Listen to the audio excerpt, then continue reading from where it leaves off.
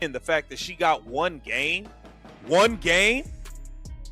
that's insane, man. It's insane. This league is insane, man. Alyssa Thomas should have been suspended a lot longer than one game. That's the entire penalty Alyssa Thomas drew for driving her fist into Caitlin Clark's throat on Wednesday night. And whether you think that's fair or a slap on the wrist, the facts aren't in dispute. In the second quarter of Phoenix's 111-109 win over Indiana on June 24th, Clark went to the floor in a loose ball scramble. Thomas came down on top of her, put a knee into her thigh, and pushed a closed fist into her neck before stepping over her. No foul was called in the moment.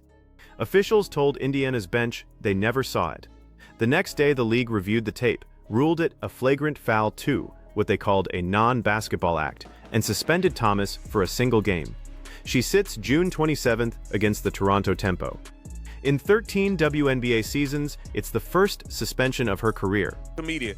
Did you know organizations often interpret rules differently when millions of dollars are at stake?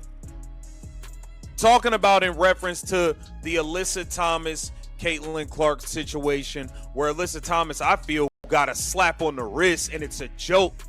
That's the theory a lot of fans jump to, and you don't have to buy it to understand why it took hold. The argument goes like this.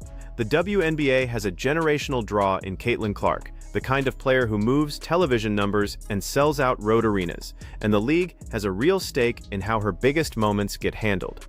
But the more grounded version of that complaint came from inside Clark's own building. Indiana head coach Stephanie White did not soften anything afterward. She called the play egregious, utterly disrespectful, and flatly dangerous, and she put it on the officiating, saying Clark is not called the same way everybody else is called. White said Clark took 2 cheap shots in that game that weren't whistled. When the head coach is that direct, on the record, the consistency question stops being a fan theory and becomes a league problem. And this was, it says, why wasn't this also a suspension in reference to the Sophie Cunningham situation with the Connecticut Sun last year? We all know how that debacle played out. This is where I want to slow down, because the online reaction to that suspension turned ugly fast, and a lot of it isn't worth repeating. Strip away the noise, and there's a real debate underneath it. Does the league discipline physical play consistently, team to team, and star to star?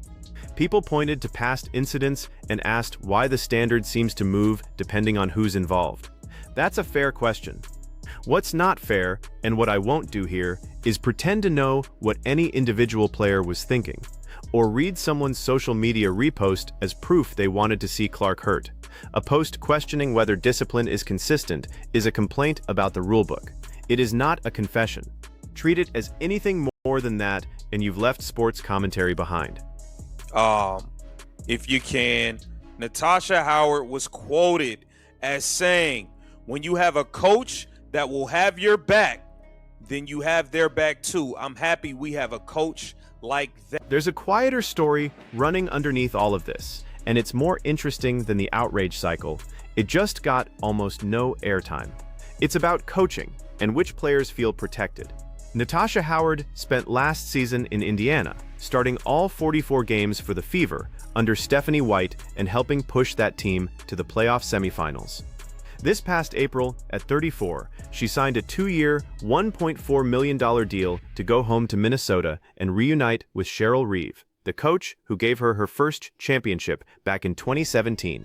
And since she got there, Howard has gone out of her way to praise the fit, the pick and roll with rookie Olivia Miles, a coach she says understands her game and has her back.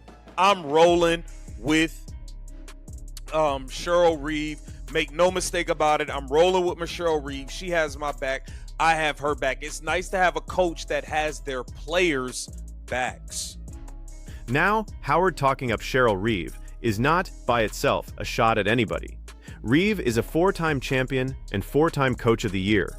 Praising her is just accurate, but the timing is what gets people talking. You have one of the league's most physical, no-nonsense veterans publicly glowing about feeling backed by her coach. In the same week, the entire conversation around Indiana is whether their superstar is protected enough on the floor and from the refs. Fans drew the contrast for themselves. After Reeve got hit with a technical defending Howard, in a scrum against Washington last week, the comment sections filled up with a version of Stephanie White would never go to the mat like that for Caitlin Clark. Whether that's fair to White is a real question, and it's worth examining because the evidence cuts both ways.